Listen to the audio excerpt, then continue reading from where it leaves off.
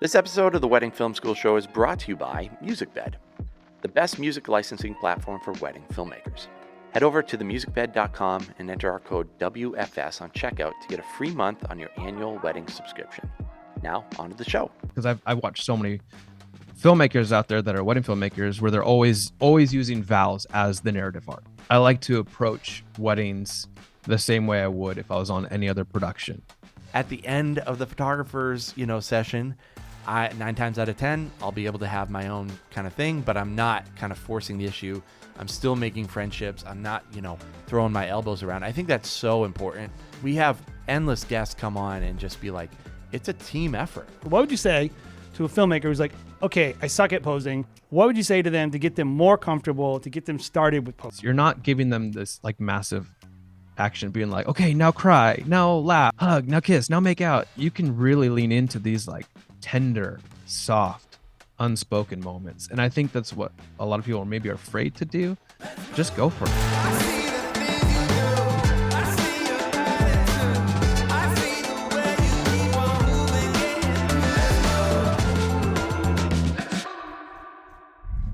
Hey everybody, welcome back to Wedding Film School. My name is Jared, here again with my business owner, co-partner, all these things, Jason McCutcheon.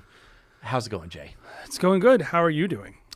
I'm doing great. I feel like every other week we're getting sick up here in the Northeast. It's just kind of one of those years. I think it's called having a 2-year-old. Having a 2-year-old is definitely a big part of it. Yes. For sure. And she's not even in daycare, so I'm like, where did she pick these things up? I think it's because children are weak. Yeah, well. They're just weak bodies. They're just absorbing every illness that comes their way. And then they but they're also generous. Yeah. And so they'll share with you. And so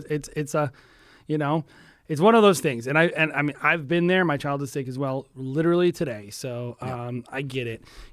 I just think of it like this. In every way, parenting just makes you stronger, Jared. Yeah. You spend your early, you get strong, you get through high school, you get tough, right? And then you spend your 20s just becoming weak again, right? And then you have a child, and it's like you got to get toughened up for that last stage of your life. And I think that's parenting in general. So before we get into today's guest, which I'm really excited about, I wanted to just remind people that if you're interested in, it's great to listen to a podcast, and it's great to join a Facebook group and have conversations.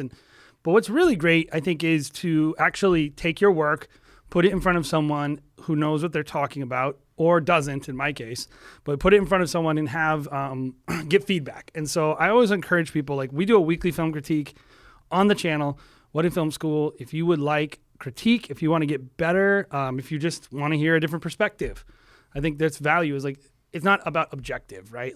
I know and you don't. I have a different perspective. I have a different way of looking at your work than maybe you do. And so I think it's always good to get outside perspective. So we have a lot of fun on this show, right, Jared? Yeah, I think so. Usually every single week, in addition to being helpful, hopefully it's also entertaining and fun. People did not like our Ray Roman. They were mad at me because I was interrupting Ray. Oh, yeah. But I was going to say this. I was like, if you had a conversation with Ray, you have to interrupt Ray. Yeah, to ask him an actual question. Otherwise, he'll just be... He'll go. He'll just go. So regardless, want to encourage you, head over to weddingfilm.school. There's a little, live film reviews or critique, or I forget what the button says, but it's right at the top. Yep. Click on it and submit a film. The only thing I let people know is if you want to support the channel, we do have memberships over on YouTube for you to join. If you want to just support us, but also if you want to get some priority in the line for film critiques. So that is my shameless plug today, Jared. So submit, and then also every Thursday, this is when this is happening, every Thursday, 1 p.m. Eastern Standard Time. Submit your films within 24 hours if you even want us to see them, I would say. So. And I would say this is as of March 23. If you're listening to this in some future time, we might have changed the date, but we'll always do film critiques. Good disclaimer, Jay. I love it. So we'll always do film critiques. It's part of our DNA. So we have a guest today, Jared. Who is it? We do. We have Andrew Abajian. Andrew is a filmmaker, photographer, director, and just all-around cool guy. Andrew, it's awesome to have you on the show, man. Thank you. Thank you for having me. And you're coming to us from California today, but you are soon to be a native Tennessean. Is that right? Yeah, that's correct. Yes. Currently in Orange County, California, born and raised, never left, but doing a massive move, massive shift to Nashville, Tennessee in just over 3 weeks. So it's coming up pretty quick. Nice. Big. I love So both areas. Nashville is probably one of my favorite places to be. I think if we didn't have so much going on up here, that would definitely be an option for my wife and the family. But yeah, man, that's pretty exciting. ironically, it's like in my head, I've always said like, oh man, if I were to ever move, where would I move? You kind of like romanticize where you might go or what you might do. And then I was like, you know what? I want to be a cowboy, but I don't want to move to Texas. So Nashville is like always been in the back of my head of like maybe just maybe one day. See, I want to be one of those that chance. I want to be one of those Rich Jackson Hole cowboys. Heck yeah.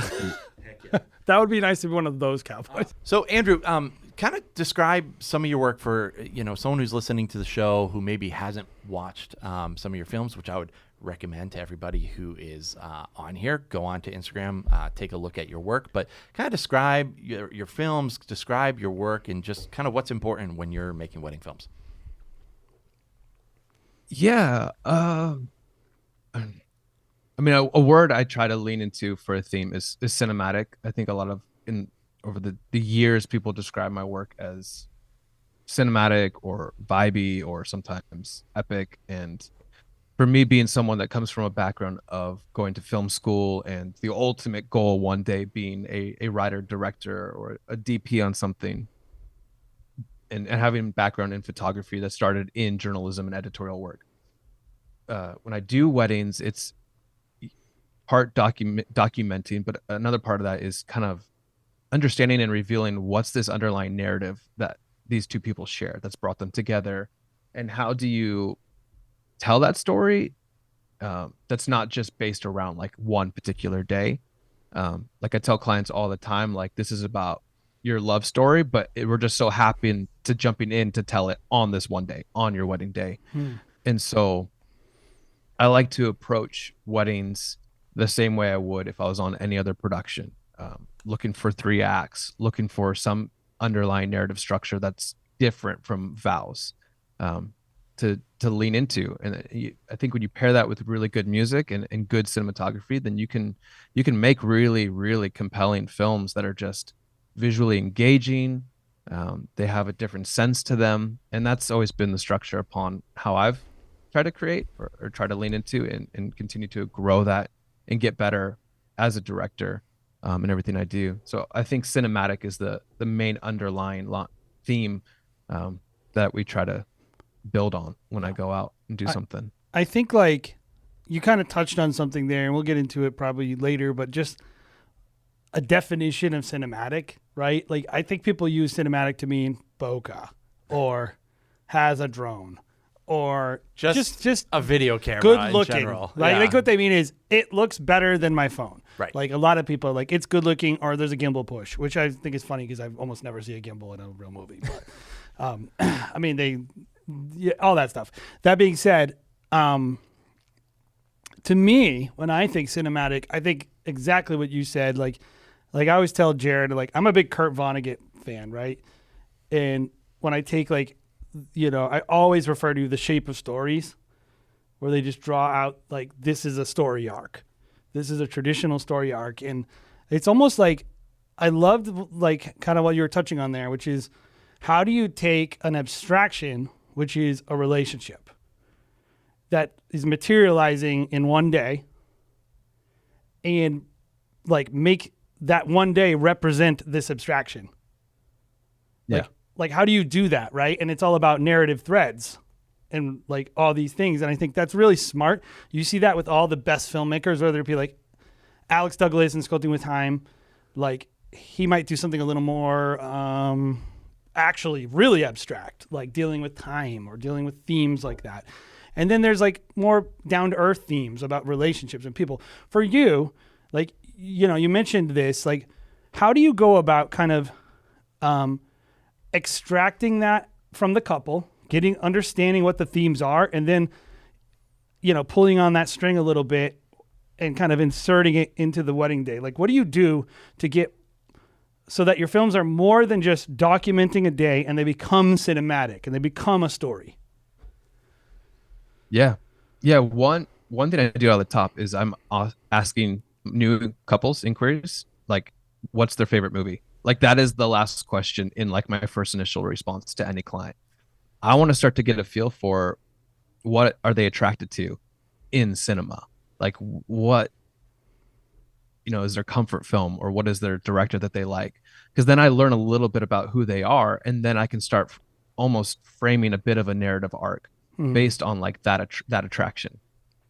You find common ground. So it's like if they're like, oh, I love Christopher Nolan movies, and it's just like, okay, awesome, we can go nuts with this couple because they really like those kind of movies, and their love story can come out of that. Or others, it's more like rom-coms, Mm-hmm. And I think that relational building and just getting to know them and figuring out music beforehand, as well, it helps you frame up, okay, what can I do creatively to create that narrative arc that's not Vows? And I'm pretty adamant about that because I've watched so many filmmakers out there that are wedding filmmakers where they're always using Vows as the narrative arc. And I think that's fine. I think you can do that. But I think when it comes to Vows, everyone always kind of makes these overextended promises, or you get lines like, I vow to do the dishes when I'm tired, and things like that. And to me, that's not necessarily, saying that's not necessarily like romance. And it's really hard as a director being like, okay, how do we make a movie out of this that doesn't feel necessarily like cheesy because the lines. Well, it's also like not authentic to who, like we all have seen that groom who's giving vows, who it's actually nothing about who they are. Yeah.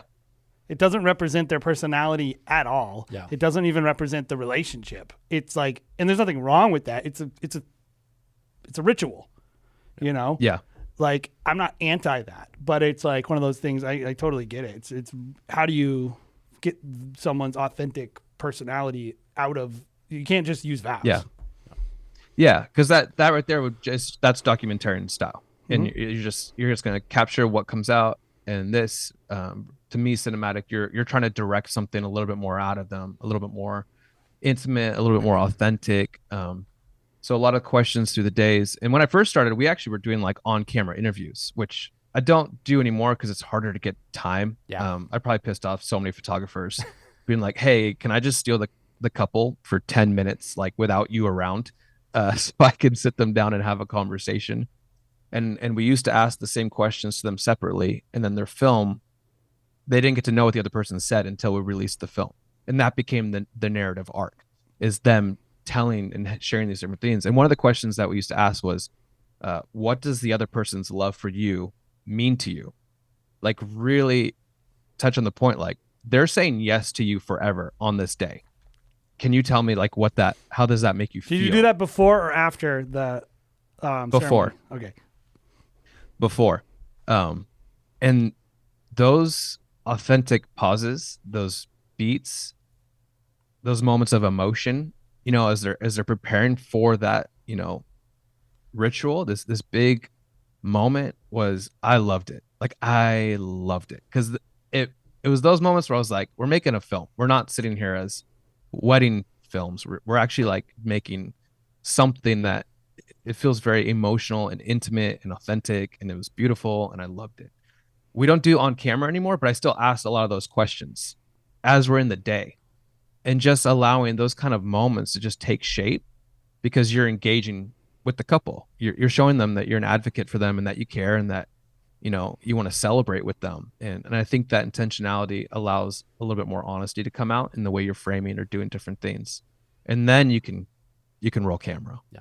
And be in it with them. And I think that's where you start getting a difference between cinematic and documentary is one, you're just there to just receive and go cut. And the other one, you're there, I think, to add a little bit more intentionality, a little bit more relational direction with a couple, and then see what kind of responses you're getting out of that. Yeah. It's something that I love about your films, Andrew, is like you've always tried to look at different perspectives and kind of customize it to the couple. I think you were one of the first people I saw.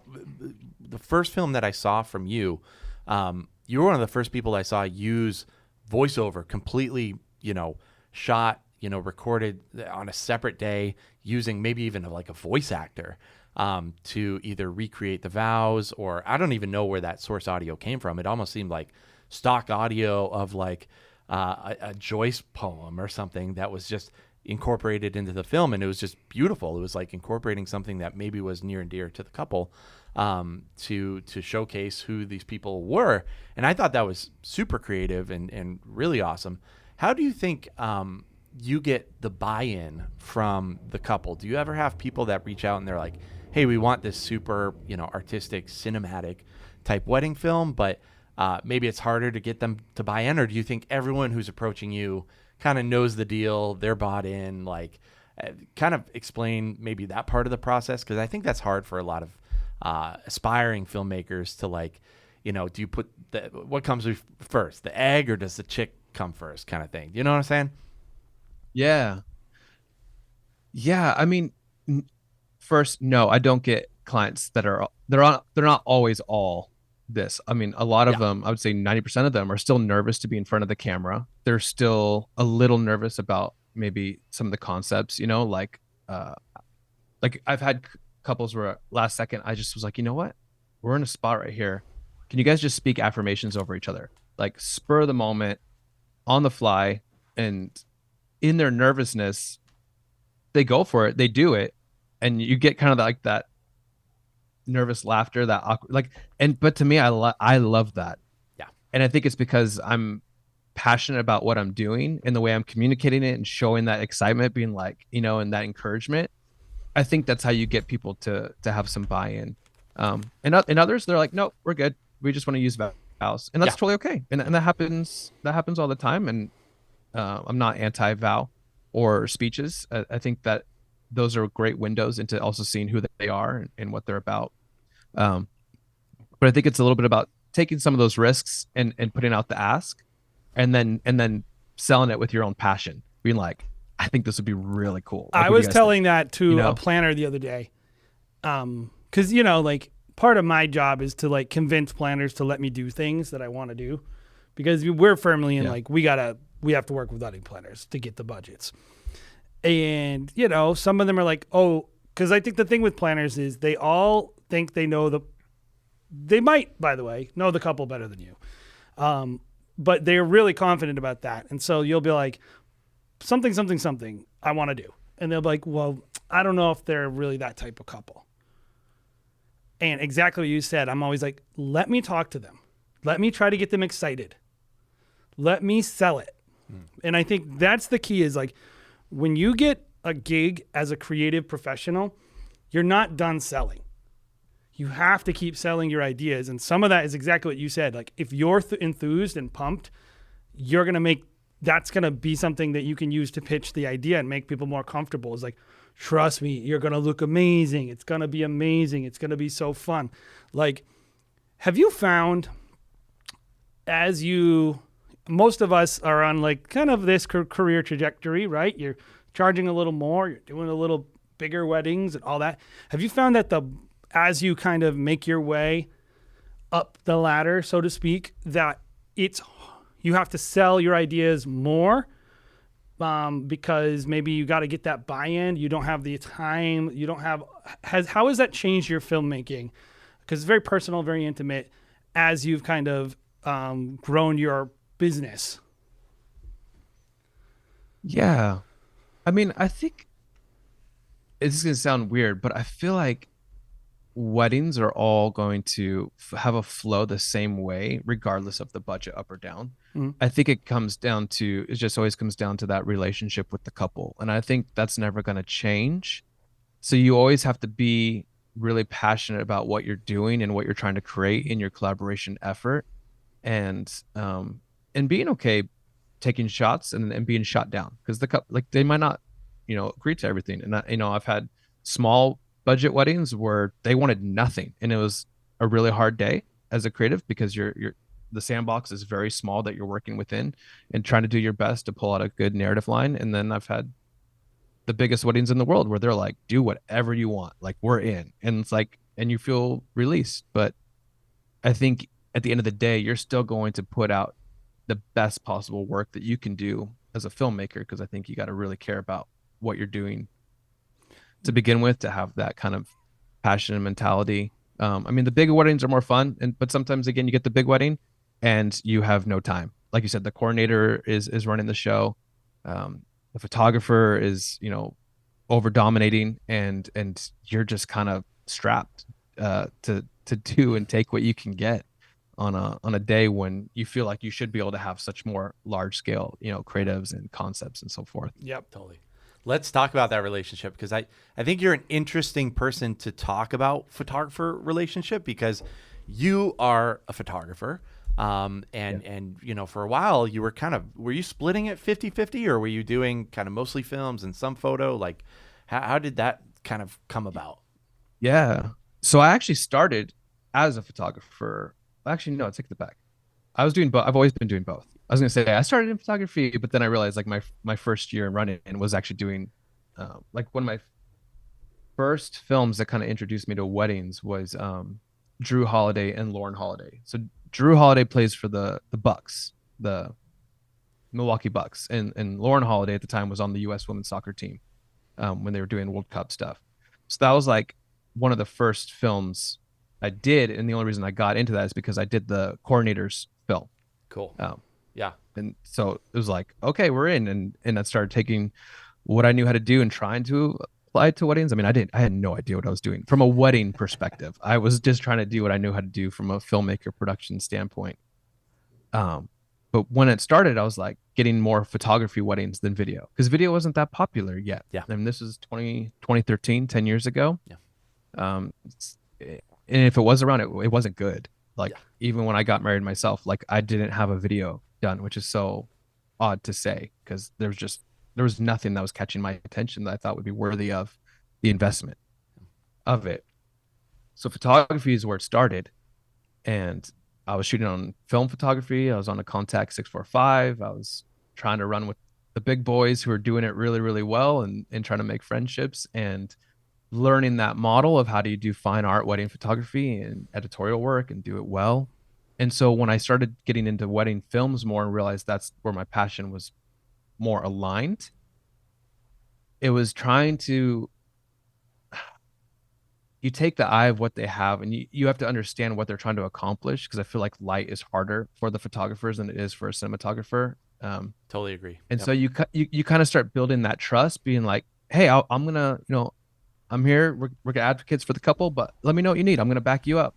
I'm not gonna interject a ton. I'm gonna, if I'm grazing your shot, just let me know. Just strong communication, building that kind of like friendship, so they also feel like they can trust you on the day, that it's colleague work. It's not one greater than the other.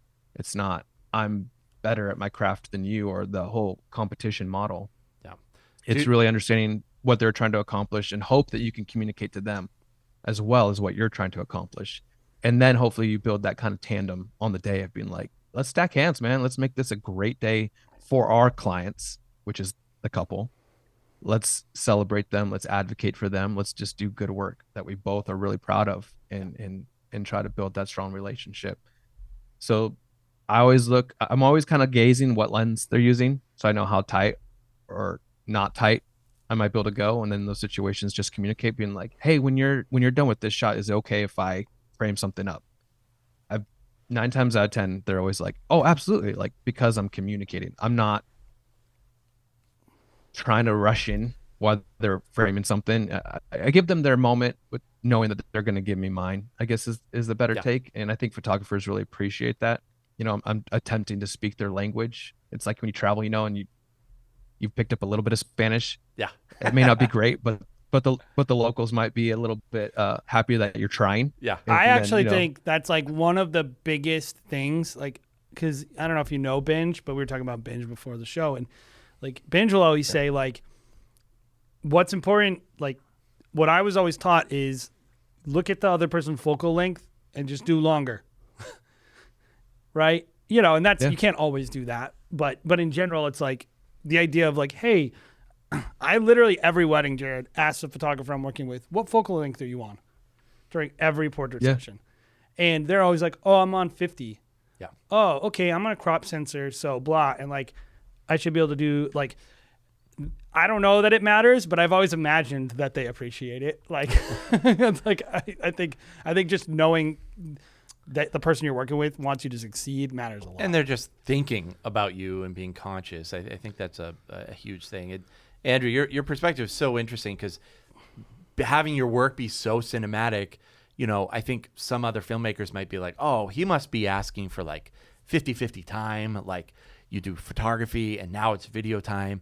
And like I've seen a lot of filmmakers, especially a lot of inexperienced filmmakers, be like, hey, this is what I expect of my films. And seeing someone like you who's successful, whose work is just gorgeous, be like, at the end of the photographer's, session, 9 times out of 10, I'll be able to have my own kind of thing, but I'm not kind of forcing the issue. I'm still making friendships. I'm not, throwing my elbows around. I think that's so important for wedding filmmakers to hear because you don't want to be that guy. You want to make friends. Yeah. You want to, we have endless guests come on and just be like, it's a team effort, right? To get what you want, you have to be a good team member. And so that everyone's getting exactly what they want. Still speak up. I think that's important. But at the end of the day, like, hey, this is a team. We're a unit. Like, hearing a photographer's perspective on wedding filmmaking, I think is a big deal. So. Yeah. And I mean, light, when it comes to both genres, light matters. Yeah. Everyone's looking for like the best light, the best location. And, the photographer is going to create a static moment. And so within that, as a filmmaker, you could take and kind of see, okay, I see what he's going for. I see the ultimate goal of where he's trying to go, but I might have them move a different way. Yeah. So it's just, you just communicate that, you know, and, or you communicate on location option and being like, oh my gosh, that light over there is so cool. What do you think about that? Yeah. Those little things like that. And, as a photographer, like I love the collaboration as a cinematographer. And I think most photographers, now, obviously, I'm not saying all photographers are like that. I mean, I've been doing this 10 years. I've had some pretty horrific experiences. I won't say any names. Oh, that was my next question. But who is your least favorite? Who's the worst? No. I have some stories too. So, yeah. I think I love that discussion about light and even talking about like composition. I don't think a lot of filmmakers understand that photographers need symmetry in a way that filmmakers can kind of skirt around a little bit. I think like you have to have the rock behind the couple in a certain place, where video you can kind of like zoom in and get your letterbox thing and like make things look pretty cinematic. Well, and you have motion. That's I think the biggest thing is like one of the, and you guys, I'm not a photographer. So from my perspective, I think a lot of photographers like boring light. I'm always like, all they want is flat light. They're looking for a place where they can have them walk and it's all shadow the whole time, or everything is just, and I'm always like, oh, I want motion in my light. I want to use flares because I'm trying to create that movement. But I understand that. And I think that's the difference is like, I'm watching this photographer and I'm like, I look at their Instagram. I'm like, okay, this is all, they're going to pop those highlights in post. They're going to do X, Y, and Z. Everything's going to be done in post. It's like they can't have anything. They can't lose any information in their sensor. Everything has to be blah. I'm not going to ask that guy to do something that's going to ruin his look. Mm-hmm. Like whatever he's setting up, that's what he's comfortable editing. That's what he's comfortable delivering. And that's what the couple paid for. They paid for that look. And I think that's important for you to know.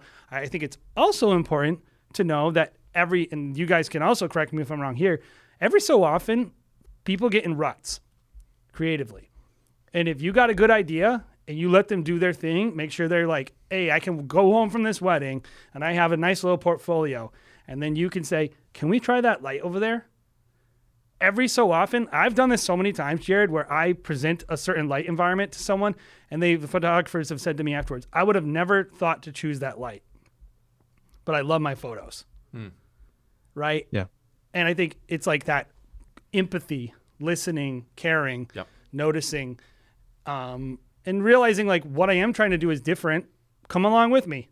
Like we're on the same team. Let's do it. So more on the subject, because I'm not a photographer. Like I said, I would love to hear from a photographer's perspective, how you have taken your posing editorial skills and kind of like, how does that directly translate into your filmmaking skills. And I think in particular, I'm always interested in the posing and working with people in that portrait environment. Yeah. See, so for me, I think I've benefited coming from a cinematography background going into photography Okay. Interesting. because I was always motion conscious.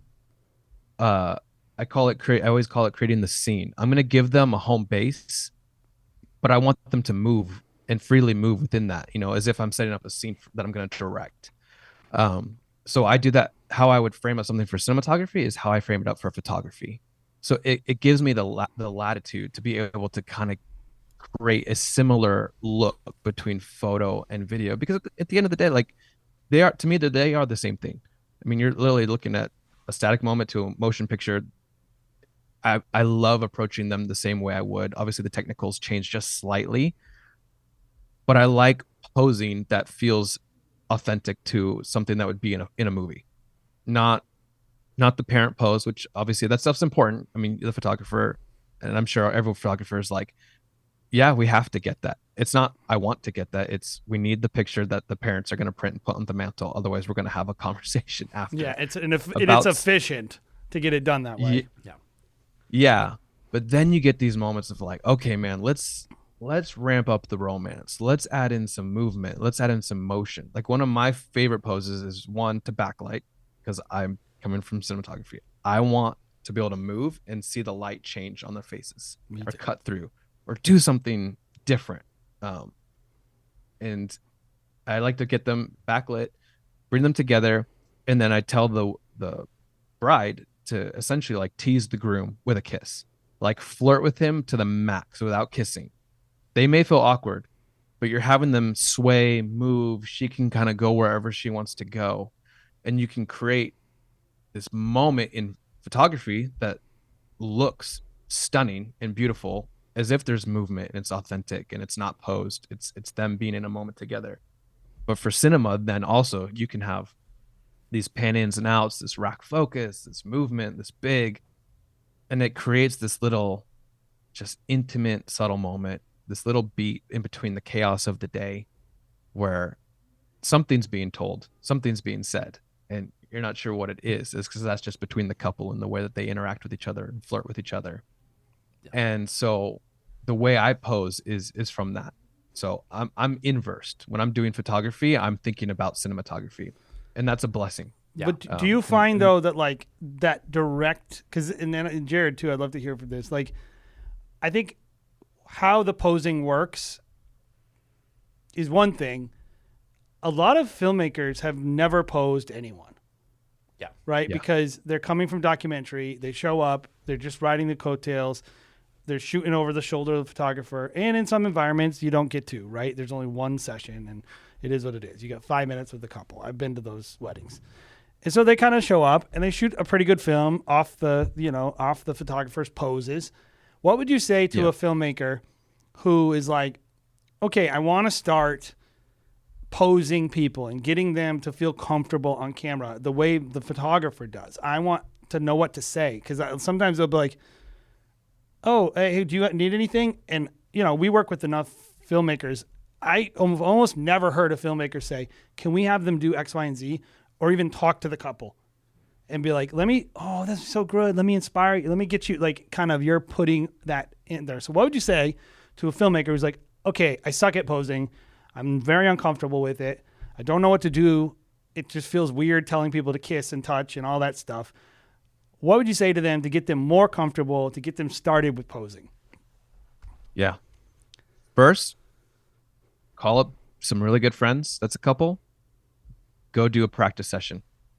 Go out at sunset to a great location and just try different things. Yeah.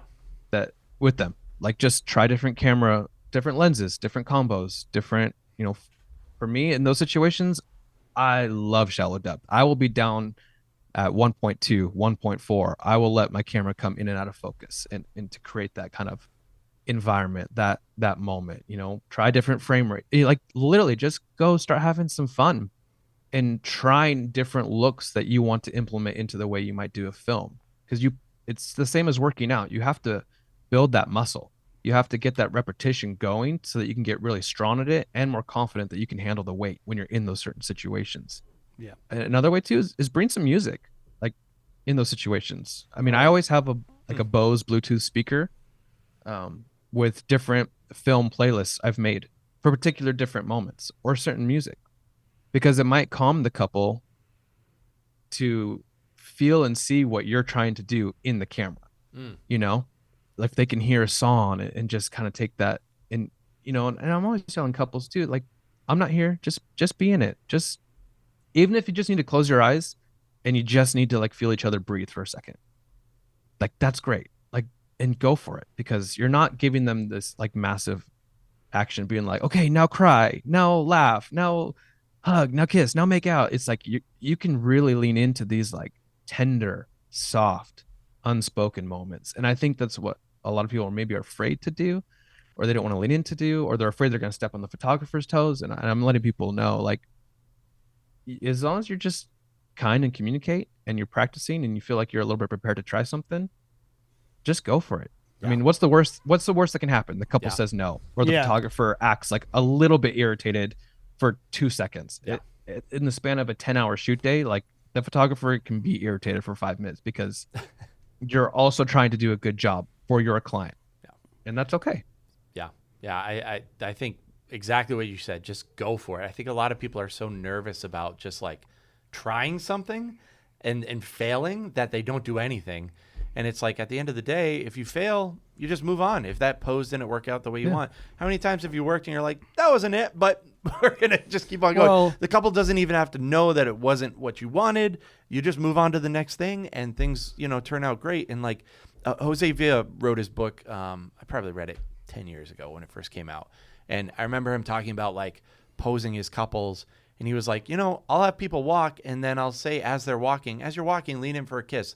Not because he wants them to kiss, it's because he wants them to like butt heads and then laugh about it afterwards. And just like little things like that, just have them do something that maybe is throwing them off, that doesn't make them feel super stiff. That's the main thing. I always get them moving. Every year, I'm always like trying to work on the perfect prompts, the perfect way of describing what I want them to do. And usually I find out like every person is so different that I might as well just say whatever's on my head, because it's like I could say to one person like, hey, take your ring and like futz with your ring. Like, just kind of wiggle it around. I just want to see that motion. And one person's like, I got it. I know exactly what to do. Other person's like, they have no idea what, like, and it's like, okay, move on. Gotta try another one. And I would just tell people, like, the biggest tip I would give people is you must be verbal. Mm-hmm. You have to verbalize. If you don't verbalize, and I'm not saying yell or whatever, match the energy if you want, but like, you have to be verbal. You have to communicate if you want to learn to do posing. Yeah. That's the biggest thing I've learned from watching photographers is like every photographer I know, they have command over the situation. They don't just let it happen.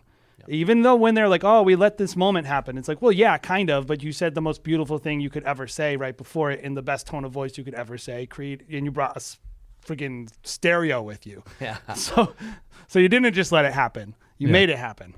Yeah. Yeah. And I'll say this too, coming from photography.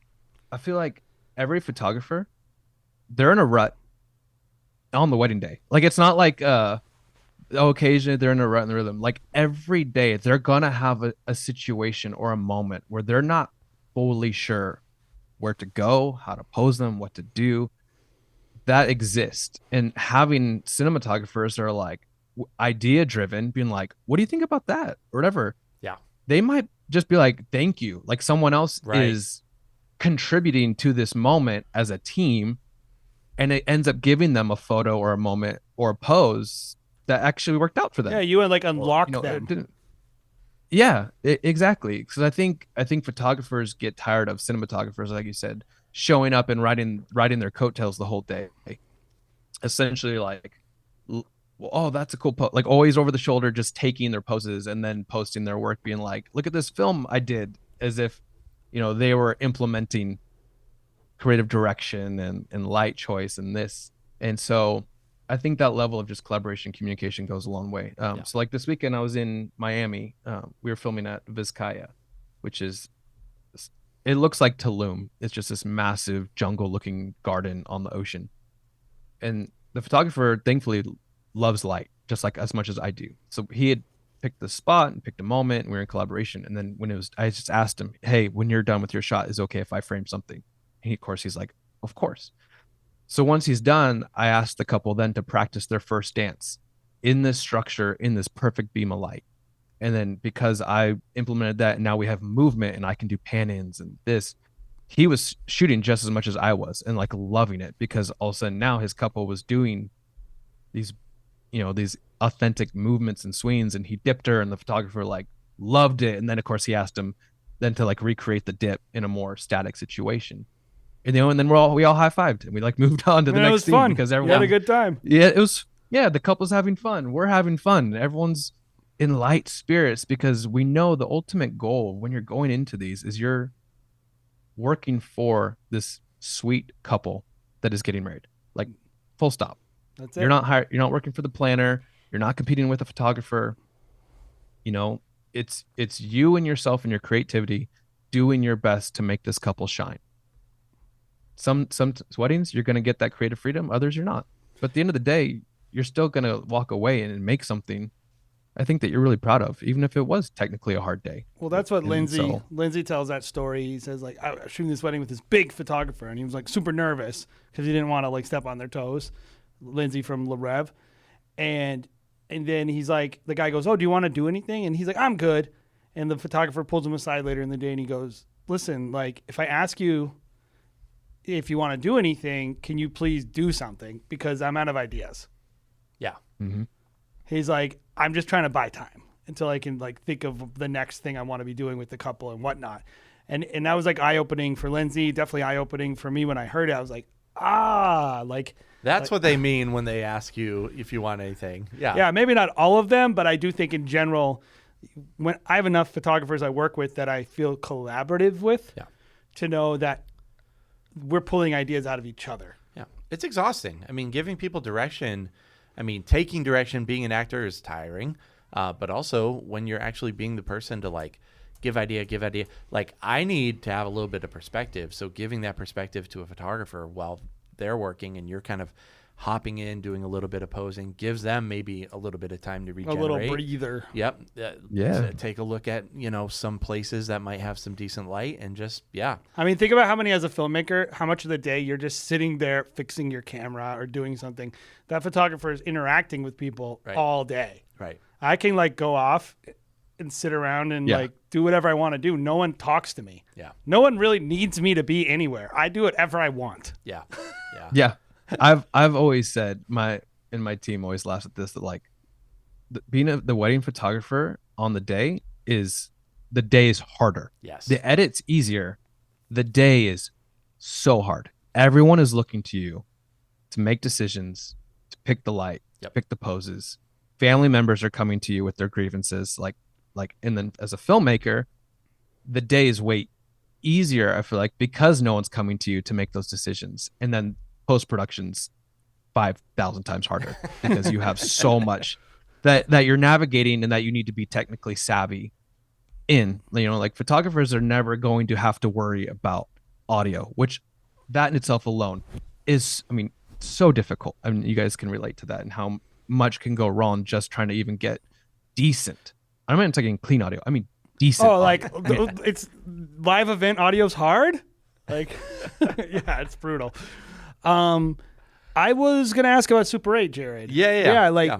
So I like shooting Super 8 from time to time. What I like about Super 8 is I just don't care how it looks. I just turn it on and shoot it at things. But in general, obviously there's more to it than just point it at something. What do you love the most about that medium?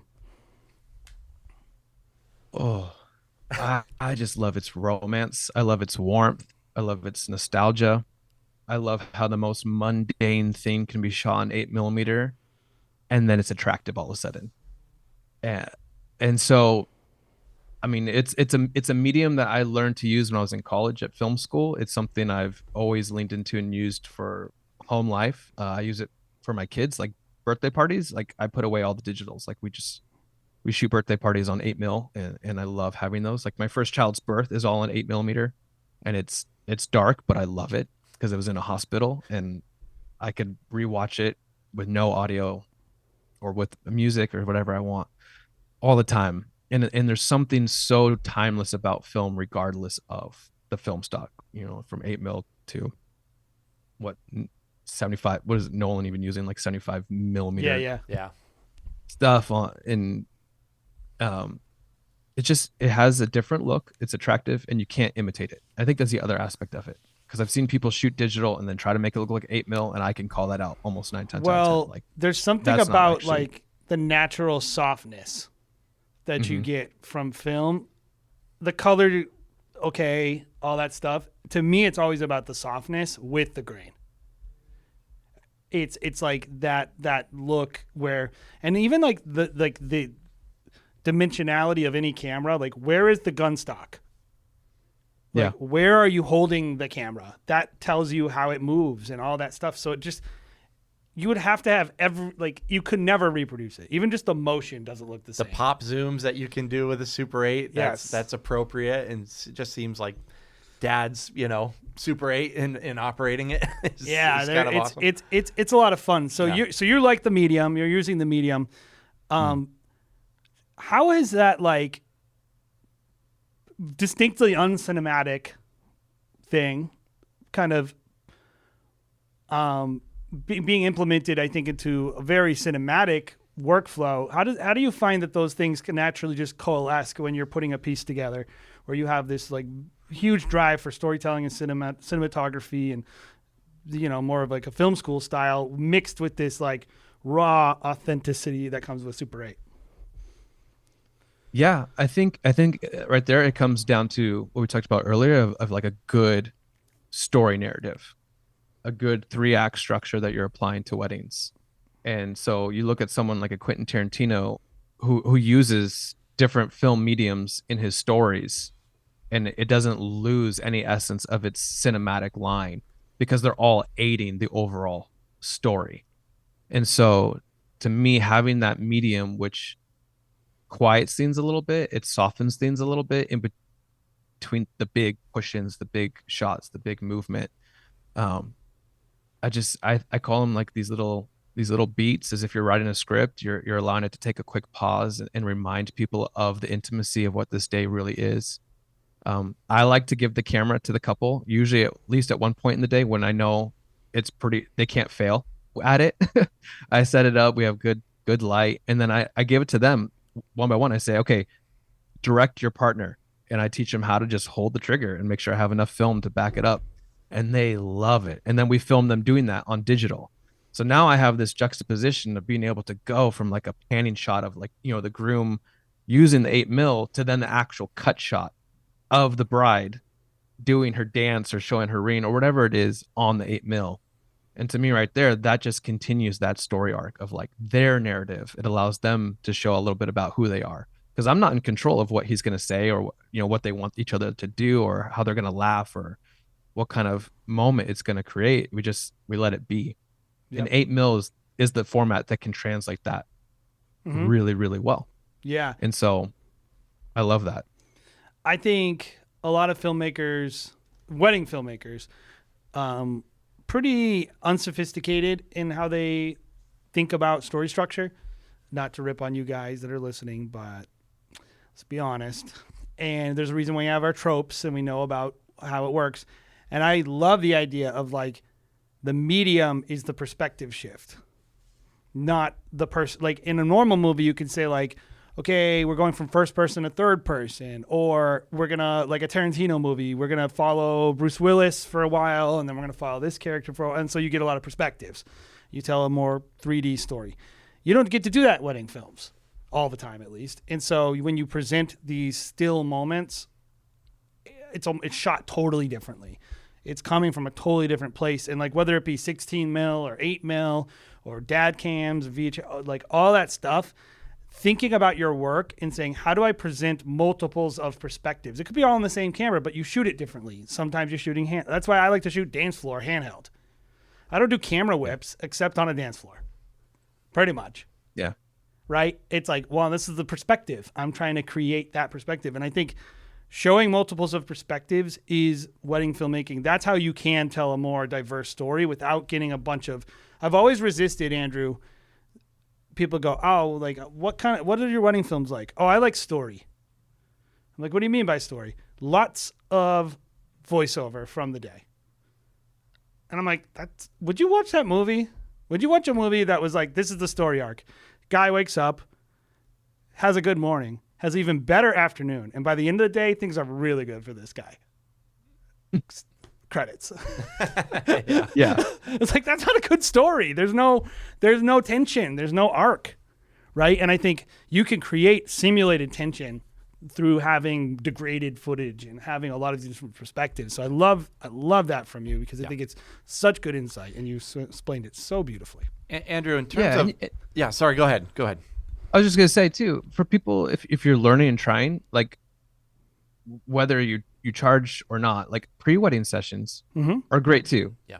To get that narrative, and then that way too, you're also not competing with the photographer on the day, because you already know you've already shot something that is very story driven, that aligns with what you were trying to accomplish, which honestly takes a ton of pressure off on the wedding day, because you already have some stuff on the cutting floor, and you're like, oh well, we already have this, okay, it's cool if that we miss, that doesn't happen, or just different thing happens. And so with the 8mm, a lot of times we'll do that session on 8mm footage where I get full control with the couple to direct and do different things like that. Or sometimes I've done it the day after the wedding, because that's when the couple was free, and that's when they wanted to go, shoot something, wear something different location, and get a little bit more creative, and get a little more deeper into that story arc, which is great. It's great when you have it. You don't always get it, but it is something to consider, designing into how you might tell your story, or what you're engaging the couple to do. Yep. Andrew, talk a little bit, like, practically, someone who might be like a little bit intimidated getting into film, because it's an actual like physical medium. Kind of break down your process, like someone who's just starting off, like what kind of camera should they get into? Who's your lab? Do they make it easy for you? Kind of break down just what your process is there. Yeah. So one, I would say you have to be, don't do this or add this medium if you're like, oh, it'll make me some money, or it's like, I need another gimmick or this. Be passionate about like movies and this medium. Otherwise, don't do it at all, because it'll show in the quality of your work and how you process it. If you're into that, I can't recommend Pro 8mm enough. They're in Burbank. I'm sure everyone who's shooting on 8mm, they know them. I've been developing with them for a long time. I actually have the Canon 814s. You got that? I had two of them that I bought off eBay years ago that I'd been using. And then when they started refurbishing them, I just called them. I was like, hey, can you guys just do mine? And because I've used them so much, they were like, yeah, just send it over. So like they redid my Canon 814s that I already had. Yeah, and did all the bypass. Let me just pause you there, because I think it's important for people to know. If you want to get into Super 8 and you buy cameras, most of them are actual garbage. They don't work. There's so many issues that can have with them, whether it be the internal batteries leaking, causing corrosion, fungus growing in the internal lenses, all kinds of issues. So make sure, like when I buy Super 8s on eBay, sometimes I'll buy 5 at a time, because I'll just be like, one of them is good. Like only 1 or 2 of them are going to be halfway decent. But that being said, like Andrew mentioned, Pro 8, not only do they do film development, and I don't know if they actually make the film, but they sell film. They do a lot of cool stuff. And one of the cool things they do is they refurbish and almost like modernize a lot of these cameras. So if you really want to get into it, just know that a lot of stuff you're going to buy on eBay is not going to work, and you might want to consider that. No. Yeah. And anyone that has messaged me on Instagram and had questions about it, or, if I've had different assistants come along and then they, at the end of the day, they're like in love with the format and shooting on the 8mm, I send them all directly to Pro 8mm and say, don't take the risk. It's an investment. If it's an investment for you, just buy what they've modded out. They have 3 different versions. They have their highest tier one, which I think is around like $5,000. So that's like, if you really want to go hard, like go for that. I can't recommend the Canon 814s enough, which is their mid tier. Yeah, it's simplicity. And I say that because one, you get control over frame rate on the 8mm, which is hard to find. So to be able to change that from 18 frames per second to actual 24, so if you're doing hybrid films, you have a matching frame rate. It's fantastic. And then they do the mod, they get rid of the mercury battery, so you don't have to worry about the light meter having to use mercury, and everything runs through just AA batteries, including your light meter. So you can either switch to manual and change your aperture you want, or you can just leave it on auto and let that thing sit wide open, and the light meter is going to adjust based on the speed of the film that you put in. So like you said, it removes the ability to really fail. As long as you are lighting it well, you're gonna have a blast, and you're gonna be super excited to get your film back, and then kind of have that realization of like what that moment looked like, how did that play out, how did light move or not move, and different things like that. And it's such a thrill. I mean, I love it. I love sending film out and getting it back from a motion picture standpoint. And Pro 8, correct me if I'm wrong, but they have a program where you buy the film and then you send it back they do kind of everything. You don't necessarily have to buy the film on like B&H and then send it separately. Like you buy these packages and they'll be like, yeah, we'll send you the film, do the entire process, and you kind of buy it all up front. Is that kind of what you do, or do you kind of play around with your own film stock? What's the process there? Yeah. For a while, I was ordering directly from Kodak. Yeah. Or like my favorite, and I love this, 'cause I love supporting local shops. So if anyone knows Sammy's cameras. Oh yeah. Yep. Like Sammy's sells Kodak 8mm. So for a while, I would just drive. It's a drive, but I love supporting the local photo shop. So I would drive in and buy directly from them. But cost wise, yes, it's more efficient to buy the different film variations that Pro 8's mixing, which is they're still using the same stocks as Kodak. So you're gonna have 500T to 200T, 200, and I can get into like all the, do a whole geek talk about like what does T mean, what does D mean, what does 50D, like how is that going to respond to light and this and that. But buying that from them, they send it to you. You already are picking the quality of the scan you're going to get when you're done. So you shoot, you send it back, and then they're going to scan and digitize it based on what you selected. And then for me, they just put it on a hard drive and then they mail it back to me. What I like about what they do over there is they also do a Rec 709 correction if you want it, which it's not that hard to correct that footage or whatever, so you don't have to pay for that. But you could literally order footage, get it scanned 4K, which a lot of actual people won't scan Super 8 4K. So I believe they do, right? Is it a 2K scan or a 4K scan? Oh no, I think they do up to a 6K. Yeah, scan they use now. I mean, so I get a 5K scan. Yep, 5K 4x3 framed, because I don't like seeing the sprocket. Yeah. I know a lot of people like to keep the sprocket in their process because they think it makes Super 8 footage look more Super 8, but I like to see it realized, as if I made a movie. I like to be able to crop it as much as I want. I want to be able to like crop it any way I want vertically, so having those extra pixels. But regardless, they'll also color correct it and give it like a little more saturation, and so they could do whatever you want. They're a great company. We use Film Lab. Okay. Because they're in our area. They're in New Bedford. They're like 30 minutes from us. Tricolor, isn't that what they're called? No, Tricolor is a Kodak black and white stock. I thought that was the name of their thing, though. No, but Film Lab. The thing I like about Pro 8 though is they will always pick up the phone too and like talk you through your process, which is just like they're fairly big. I feel like everyone who uses film knows about Pro 8, but you can always get someone on the phone and they'll just shoot the shit with you. And by the way, this is not a sponsor of our show or whatever. They're great though. But good resource. They're just one of the few companies that is modernizing Super 8 niche. And do you remember the Super 8 that Kodak was said they're going to release?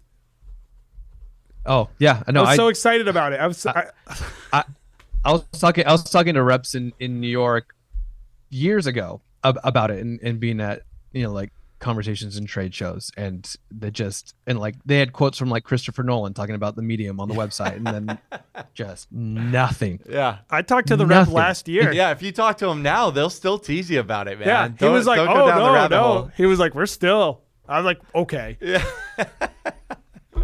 Anyway, we were ready to That's just pre-order. prove it. Yeah, we were ready for the whole thing. I would give them $3,000 for that. Yep. I don't know why. Yeah.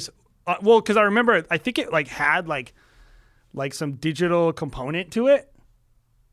Yeah, like time code. Yeah, or something. it was supposed to be the vision was that you had a digital screen to see how it was going to light Yes. before you then pulled the trigger, which that would be it's game changer. Mm-hmm. The ability to have control and visibility before you record to the film stock. I mean, can you imagine built-in ND filters too?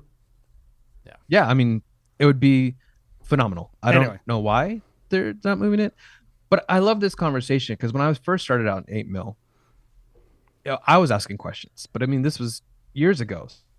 So it's like, I could only lean into who might be doing it or who have I worked with who's testing it. So for me, that was Amy McVeigh, Eric McVeigh's wife. Oh yeah. She had been doing some Super 8 when Eric would shoot, and same with Joel Serrato, Jose Villa's husband. Like he had been shooting some Super 8. And so when I first, it was just sending out an ask, just being like, hey, like, who are you developing? You know, in this. And I love creative collaboration.